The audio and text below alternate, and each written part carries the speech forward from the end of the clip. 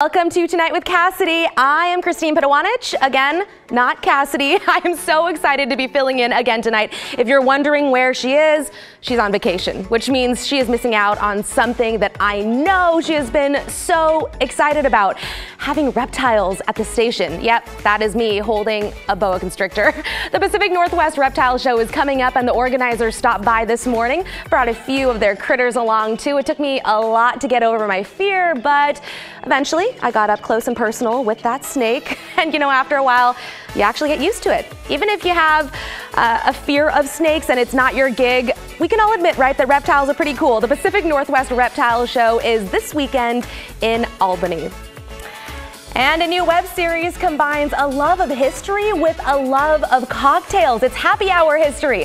The project already has episode 1 and PBS Digital is interested in more, but the creator needs your help.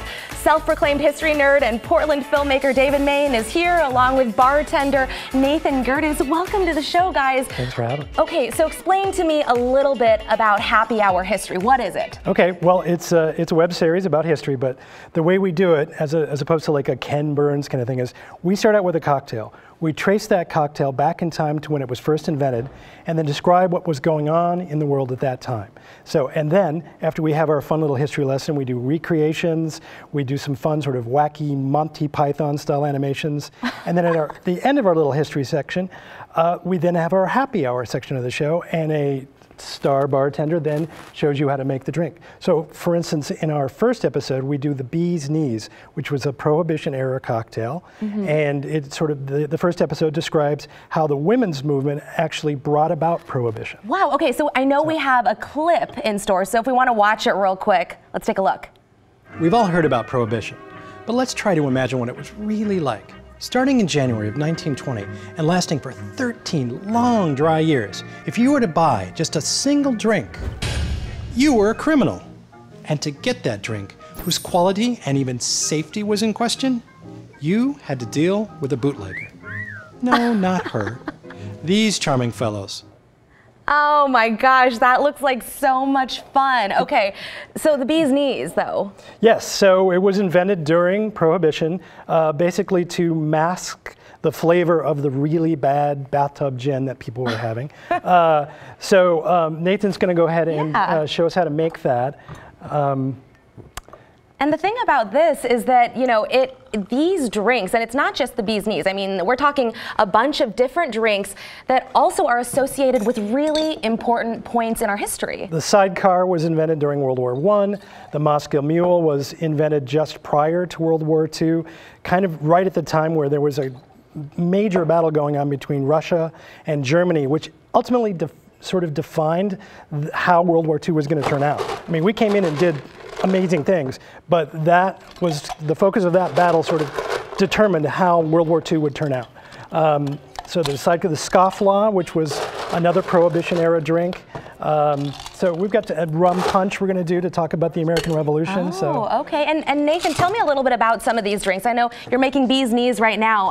Moscow Mules, I mean, there are so many. There's a lot of delicious classics, and they have such an impact on our society and our culture as we've gone through history. It's awesome that we finally have a showcase of that connectivity between drinking culture and how we really evolved as a species, as a race, as a community. Wow, and how did you even come up with this idea? Well, I've been a documentary filmmaker and a commercial director for many, many years. And the really interesting thing to me was I'd done these sort of bigger projects, but a lot of time you spend trying to fund them. And so I got kind of frustrated by that, and then I started doing some just research on the history of alcohol, and I saw all these really amazing connections. So just like boom, boom, boom, all these stories kind of popped into my head about, oh, well, that's connected to that, and that's connected to that, and so it was like it just kind of wrote itself. It's really cool. Wow, that is a really fun way to learn about history, and there's an Indiegogo campaign, right? Correct. Okay. Yeah. So we're shake. Okay. Yeah. You're a pro. Yeah. Oh, he's great. So yeah, what we're trying to do is we're making basically our audience our producers. So we're looking for people who are fans of what we're doing to help us support the show, which makes it kind of more democratic. And it's real history, by the way. we have history professors from around the country who are vetting everything that we do. Wow, and that drink looks beautiful. I mean, and you're a bartender at Lemuel, you said? I am. Okay, and that's in Southeast Portland. 25th and Clinton. Okay, and are you there making these drinks all the time? I am. Okay, and in the Indiegogo campaign, I mean, this is going to be a very important part of you guys funding it and you know, raising money. How much time do people have to go and make that money happen? We are getting to the end, so we've got about 6 days left. So Sunday's our last night. So, but things are sort of on the upswing. So this would be a great time if people see this. I have them go to the website, check out the episode. I'm sure you'll like it and help us make more. Okay, good luck. And hey, thank maybe you so much. we'll try a drink here. And Yeah, so we should try that. definitely beautiful. But we also want to talk about